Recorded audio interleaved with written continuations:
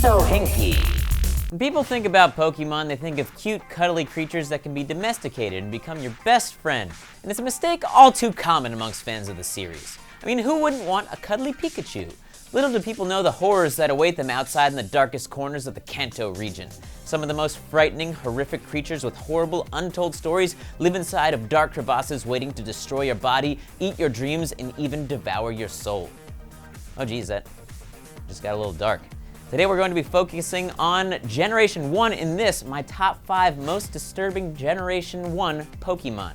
We're going to be piecing together multiple Pokédex entries to create the entire picture here, so bear with me.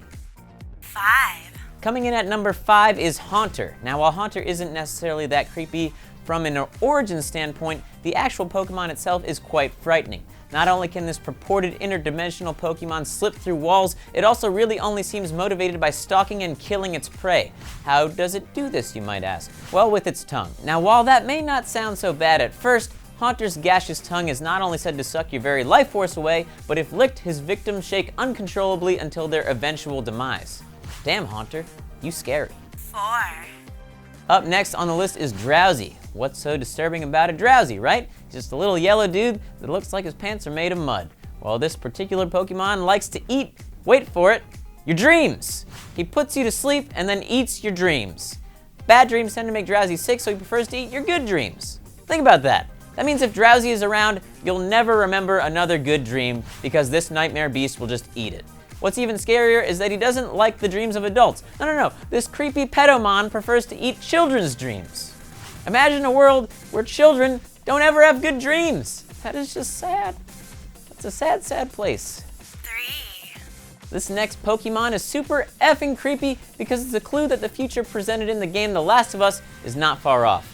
Parasex begins as Paras, a Pokemon who, at birth, is doused with mushroom spores. These spores sprout mushrooms on Paras's back, which absorb most of the nutrients that Paras intakes. When Paras evolves into Parasex, the mushroom completely takes over the body of the crab-like creature. Yes, it is a sentient mushroom parasite that controls the empty shell of a host body. Just look at those soulless white eyes, completely sucked of their agency by this ravenous fungus.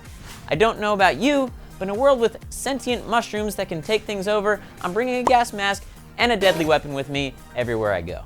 2. At the number 2 spot, we have Kadabra. Other than having strong psychic abilities, including the power to induce headaches to anyone around him, Kadabra is a Pokemon that actually used to be a human. Certain Pokédex entries describe him as a boy with psychic abilities that transformed into Kadabra. It was a human, maybe even a human that was trying to catch them all. And now all of a sudden he's a Pokemon that may end up inside of a small spherical Poke prison of his own. The other thing that doesn't make sense is that Kadabra is an evolution of Abra. So does that mean every time an Abra evolves into a boy just turns into a Pokemon? That, my friends, is pretty f***ed up. 1. Finally, coming in at the number 1 spot is Cubone. What's so weird about Cubone? He just looks like a woodland creature wearing a skull mask. Skull masks are pretty cool, right? Well, it gets a little weirder when you find out that Cubone is actually wearing the skull of its dead mother. In fact, it's been wearing the mask so long that nobody's ever even seen its real face. One can only imagine the horrors of what actually lies under its mask.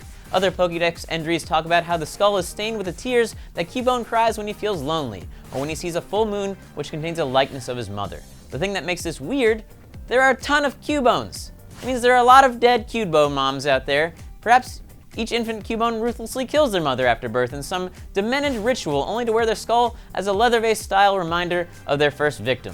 Man, who knew that Pokemon could just be so messed up? Cubone, Bone Club, now!